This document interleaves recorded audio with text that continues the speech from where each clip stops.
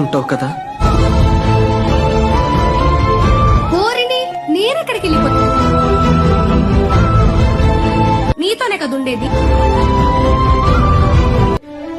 నాకు ఇప్పుడు అసలు నీ మీద ఫీలింగ్స్ లేవు.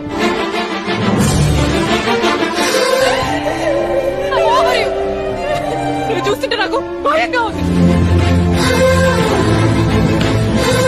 అదే నిజమైన నిజం.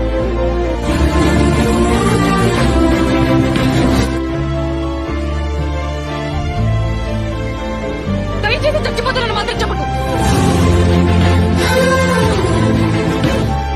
గుర్తు మీద కత్తి పెట్టి బెదిరించి ఉంటుంది.